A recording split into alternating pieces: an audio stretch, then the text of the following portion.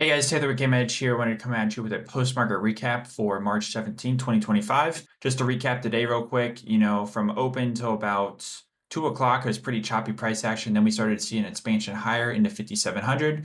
We'll talk about the importance of that level, and the importance of the shaded boxes. However, before doing that, I want to lay out the pre-market routine that we talked about in the community this morning and how that helped navigate price action today. Last night, we posted a video on what we look for using our tools to find turning points in the markets. And, right now it's from bearish to bullish conditions. We'll post a link to that video in the comments, but we'll quickly walk you through it here too. So for the first step, we look at our market trend model. What this does is gauging the trend of momentum in the broader market under the hood. Because we're leveraging the tick index. So this bolder white line here, this is the cumulative tick, which we're just building a time series of the daily tick readings so we can create trends.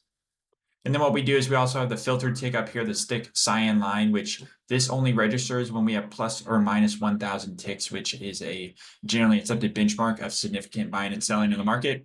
So on Friday, what we were telling folks is we had a great linear up day. This was a reversal signature that we often see at the start of a new uptrend. Remember, not all reversal signatures lead to an uptrend, but all uptrends 100% of the time start with this type of signature off the lows. So we were thinking progressive exposure on Friday made sense, right? It's not going full port, just given the magnitude of the downtrend that we had in the volatility in the market. But we didn't want, if the train was leaving the station, you at least wanted to have a little bit on into Monday. That is a continuation that we exactly saw.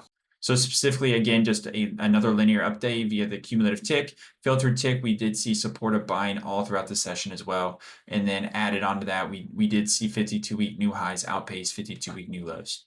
So again, from here, we want to see this signature continue. Yes, we could get some sideways action, but what we do not want to see is a waterfall back over. The next start of the next step in our turning point process that we look at is we look at the SPX and the structure in the options market in the distribution of call and put speculators. Going back to Friday real quick, we could see that the structure was completely dominated by puts, and simply we just see red everywhere. So that just means puts predominant above and below spot price. This is looking at SPXA specifically, which is the monthlies. Same thing when looking at SPXP, nothing but red. Fast forward to today pre-market, we started to see a little bit of green creeping in below spot price, which is encouraging to see. That is the first step of the process, is those out of the money puts start to either be closed or expire worthless. They start to burn up. And then we start to see those in the money call speculators start to form that bullish foundation below us. Next step is we then see out of the money call speculators start to step into the market. Right, because when folks are speculating on the market, they're not doing it with these 70 to 100 delta options.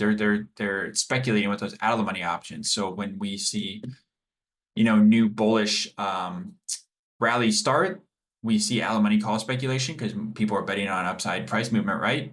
And so yes, we do not quite see that, but again, today was a constructive day, so we're going to be looking at that tomorrow. And again, this is SPXAs, so this is the monthly contracts, where the institutions like to concentrate, as opposed to the SPXP, which we'll look at now, which is much more short-term focus, right? This is where your 0DTs and your weeklies are expirations lie.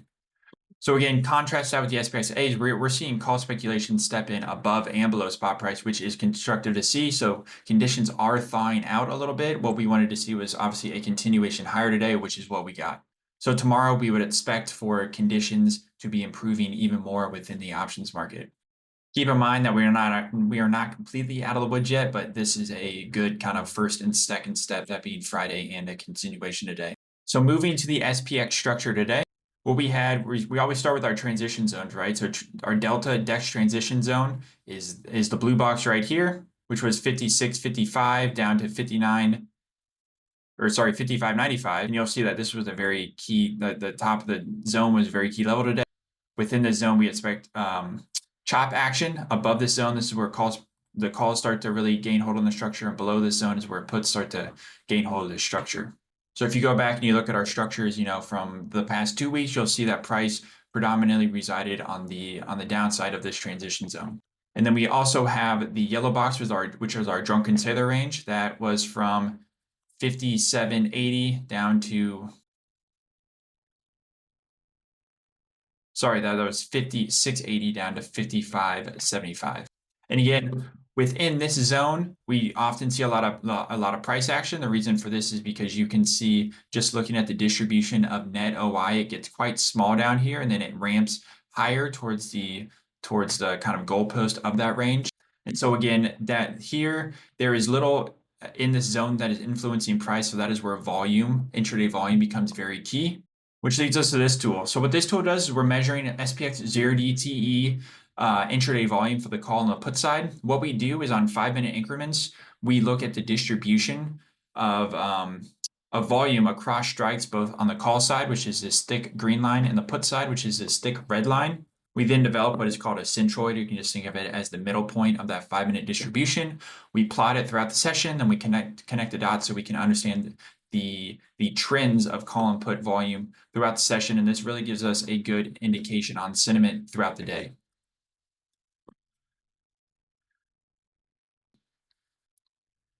And our expectation is, when we see prices move higher, this is led by call speculation moving higher, because again, what we talked about in the beginning, speculators speculate with upside out-of-the-money calls and downside out-of-the-money puts. And so you can see through 1 o'clock, really, we didn't see any of that.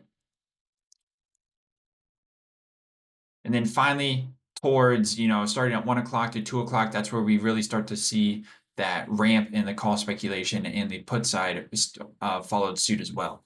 So given that context, moving over to the chart and the price action now, again, the yellow box is our drunken sailor range. This gray box, it's really blue, but because of the yellow overlay, that is our DEX transition zone. We can see throughout the morning section, we're pretty much pinned to the top of the DEX transition zone. And again, just want to emphasize, we think of this as a zone. It's not a specific level. So just because we broke above the top of the DEX transition zone, remember, we're still in the drunken sailor zone. So we still expect some chop action. So this is where, remember, intraday volume is very critical. And we did not see any type of, significant upward ramp of the call side. So this chop made sense to us, and we were not really super excited about this until we started to see a material increase higher. And then moving into the afternoon session, that's exactly what we got. Once we got a ramp in price, you got a ramp in the call speculation higher, and this propelled us higher to 5,700. And again, as we noted in our pre-market plan today, 5,700 as an upside target made a lot of sense. Why? First off, Livermore level, which is just a psychological level, whole level 5,700. This was also our 0DT COI, which is the strike with the most call open interest on the day. So if we were to break above 5,680, which was the top of the drunken sailor zone, then we are expecting to move to 5,700. And again, we specifically were talking about the volume metrics on the day, and we needed to see that push higher to gain confidence that 5,700 was going to happen. And again, just to replay that out, that is exactly what we got. And again, for folks out there that like to overlay tools as well, in addition to price action, we had VWAP convergence right around here on the day. We really never lost VWAP. VWAP was pretty flat on the day. Then right at the top of the DEX zone, that's where we started to get that significant ramp higher with the call volume spiking through the top of the DEX transition through VWAP, and then again progression right to 5,700, and that's really where we tapped out on the day. So made a lot of sense that price stalled there, and then finished the day just kind of meandering around. So with that, hopefully it's helpful. Hopefully you kind of understand how we think about transitioning from a bearish to a bullish regime. Remember, go watch that video from last night, and then understanding how we develop our pre-market plan and put that plan into place. So again, tomorrow, what we want to see is a continuation higher in the market trend model, or maybe even sideways to higher is what we want to see. We just don't want to see a cascade waterfall lower. And then when it comes to the SPX complex, we want to see that call speculation continue to remain and even build out in the SPX A and the SPXP complex. So with that, appreciate the time. We will see you all tomorrow. Bye.